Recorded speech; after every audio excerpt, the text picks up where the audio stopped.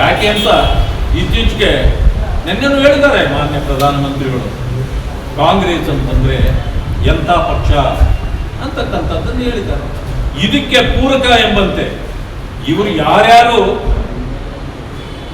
ಕಾಂಗ್ರೆಸ್ನವರು, Indian union Muslim ಲೀಗ್ನವರು, ಆಮೇಲೆ CPI, 2 communist ಗ್ರೂಪ್ಗಳು, CVK, ಇವರೆಲ್ಲರೂ ಇವತ್ತಿನ ತಮಿಳುನಾಡಿನಲ್ಲಿ ವಿಜಯ್ ಅವರಿಗೆ TVKಗೆ ಯಾರ್ಯಾರು ಬೆಂಬಲ ಸೂಚಿಸಿದಾರೋ ಈಗ ಅವರೆಲ್ಲ ಜಾತ್ಯತೀತರು. ವಿಜಯ್ ಅವರು ಹೇಳಿದ್ದಾರೆ ನಮ್ಮದು ಜಾತ್ಯತೀತ ನಡವಳಿಕೆ, ನಮ್ಮದು ಜಾತ್ಯತೀತ ಅಂದಮೇಲೆ ನಿಮ್ಮದು ಜಾತ್ಯತೀತ ಆದ್ರೆ DMK ಮತ್ತು ಅಣ್ಣಾ DMK ಜಾತ್ಯತೀತ ಆಗಿರಲಿಲ್ವಾ? ಈಗ ಪ್ರಶ್ನೆ ಬರ್ತದೆ. ಮಾನ್ಯ ರಾಹುಲ್ ಗಾಂಧಿ ಅವರು DMK ಜೊತೆಯಲ್ಲಿ ಸೀಟ್ ಅಡ್ಜಸ್ಟ್ ಮಾಡಿಕೊಂಡು ಒಂದು ದಿವಸವೂ ಕೂಡ ಅವ್ರ ಜೊತೆಯಲ್ಲಿರಲಿಲ್ಲ.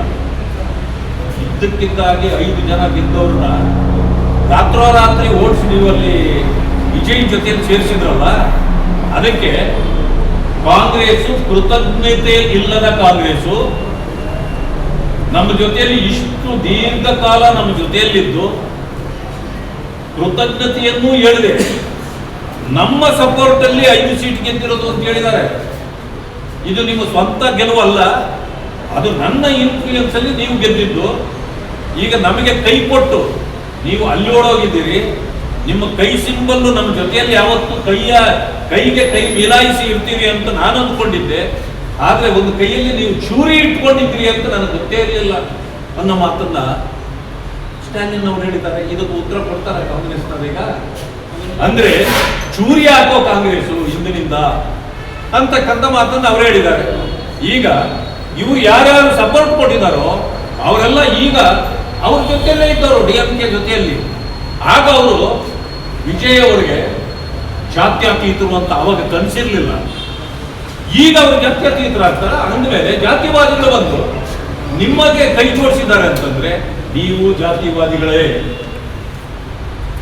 ಇದನ್ನ ಬಹಳ ಸ್ಪಷ್ಟವಾಗಿ ಜನ ಇವತ್ತು ಮಾತಾಡಲಿಕ್ಕೆ ಪ್ರಾರಂಭ ಮಾಡಿದ್ದಾರೆ. ನಮ್ಮದು ಸ್ಪಷ್ಟ ಇದೆ, ಇಡೀ ದೇಶದಲ್ಲಿ ಹಿಂದುತ್ವ, ಬಂಧುತ್ವ ಮತ್ತು ಸಿಂಧುತ್ವ, ಹಿಂದುತ್ವ, ಬಂಧುತ್ವ, ಸಿಂಧುತ್ವಗಳನ್ನ ಪರಿಪಾಲಿಸತಕ್ಕಂಥವ್ರು ನಾವು. ಹಿಂದುತ್ವ ನಮ್ಮ ಅಸ್ಮಿತೆ, ನಾವು ಅದನ್ನು ಬಿಟ್ಕೊಡೋ ಪ್ರಶ್ನೆನೇ ಇಲ್ಲ. ಈ ದೇಶವನ್ನ ನಾವು ಹಿಂದೂ ರಾಷ್ಟ್ರವಾಗಿಯೇ ನೋಡ್ತೇವೆ. ಬಂಧುತ್ವ ಅಂತಂದ್ರೆ ಏನು ಅಂದ್ರೆ ನಮಗೆ ಜಾತಿಯಾಗ್ಲಿ, ಧರ್ಮವಾಗ್ಲಿ, ಭಾಷೆ ಆಗಲಿ ಭೇದ ಭಾವಗಳಿಲ್ಲ. ಸರ್ವರನ್ನೂ ಕೂಡ ವ್ಯಾಪಿಸಿರ್ತಕ್ಕಂಥ ಒಂದು ಸಂಘಟನೆ ನಮ್ಮದು ಭಾರತೀಯ ಜನತಾ ಪಕ್ಷ. ಅದಕ್ಕೆ ಸಬ್ಕಾ ಸಾಥ್, ಸಬ್ಕಾ ವಿಕಾಸ್, ಸಬ್ಕಾ ವಿಶ್ವಾಸ ಅಂತಕ್ಕಂಥ ಮಾತನ್ನ ಪದೇ ಪದೇ ಪ್ರಧಾನಮಂತ್ರಿಗಳು ಹೇಳ್ತಕ್ಕಂಥದ್ದು. ಹಿಂದುತ್ವ, ಬಂಧುತ್ವ ಎರಡನ್ನೂ ಜೊತೆಯಲ್ಲಿಟ್ಕೊಂಡು ಸಿಂಧುತ್ವವನ್ನು ನಾವು ಕೇಳ್ತೇವೆ. ಯಾಕೆಂತಂದ್ರೆ ನಮ್ದು ಖಾತ್ರಿ ಆಗಬೇಕು, ನಮ್ಮವರು ಯಾರು, ಹೊರಗಡೆಯವರು ಯಾರು ಅಂತ. ಆ ಸಿಂಧುತ್ವವನ್ನ ಪ್ರಶ್ನೆ ಮಾಡ್ತಕ್ಕಂಥವರು ನಾವು ಖಾತ್ರಿ ಮಾಡ್ಕೊಳ್ಬೇಕಲ್ಲ. ಅವರು ನಮ್ಮವರಾಗಿದ್ದರೆ ಸರಿ, ಇಲ್ಲ ಅಂತಂತಂದ್ರೆ ಅವರು ಹೊರಗಡೆಯವರಾಗಿದ್ರೆ ಅವರನ್ನ ಹೊರಗಡೆ ಕಳಿಸದೆ ನಾವು ಬಿಡೋದೇ ಇಲ್ಲ. ಆ ಕಾರಣಕ್ಕೆ ಇವತ್ತು ಜನ ನಮ್ಮನ್ನ ಬಯಸ್ತಾರೆ. ನಮ್ಮ ಭಾರತೀಯ ಜನತಾ ಪಕ್ಷದ ನಾಯಕತ್ವ ಮತ್ತು ಮೋದಿಜಿಯವರ ನಾಯಕತ್ವವನ್ನ ಬೆಂಬಲಿಸ್ತಾರೆ. ಇದೇ ಕಾರಣಕ್ಕೆ ಇವತ್ತು ಭವಿಷ್ಯ ಇನ್ನೇನು ಗೆಲ್ಲಲಿಕ್ಕೆ ಸಾಧ್ಯವಿಲ್ಲ ಅಂತಕ್ಕಂಥ ಪಶ್ಚಿಮ ಬಂಗಾಳದಲ್ಲಿ ಅಭೂತಪೂರ್ವವಾದ ಗೆಲುವನ್ನ ಜನ ನಮಗೆ ಕೊಟ್ಟಿದ್ದಾರೆ. ಯಾಕೆಂತಂದ್ರೆ ಇವತ್ತು ನಾನು ಹೇಳ್ತೇನೆ, ಭವಿಷ್ಯ ಪಶ್ಚಿಮ ಬಂಗಾಳದ ಗೆಲುವು ಮತ್ತೊಂದು ದೇಶವನ್ನೇ ಗೆದ್ದ ಅಂತ ಗೆಲುವು ನಮ್ಗೆ. ಇಲ್ಲ ಅಂತಂದ್ರೆ ಭವಿಷ್ಯ ಅದನ್ನು ನಾವು ಕಳ್ಕೊಳ್ತಿದ್ದೀವಿ. ಆ ಪರಿಸ್ಥಿತಿಗೆ ಇವತ್ತು ಅದು ಬಂದಿತ್ತು. ಈಗ ನಿಮಗೂ ಕೂಡ ಎಲ್ಲರಿಗೂ ಕೂಡ ಅರಿವಾಗ್ತಾ ಇದೆ. ಅಲ್ಲಿ ನಮ್ಮ ಪಕ್ಷ ಗೆದ್ದ ಮೇಲೆ ಇವತ್ತು ಪರಿಸ್ಥಿತಿ ಯಾವ ರೀತಿ ಬದಲಾಗ್ತಿದೆ.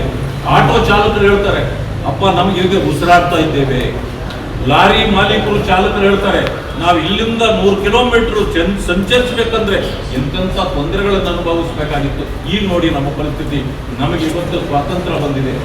ಈ ಭಾವನೆಗಳು ಯಾರಿಂದ ಕೊಡ್ಲಿಕ್ಕೆ ಸಾಧ್ಯ ಇತ್ತು?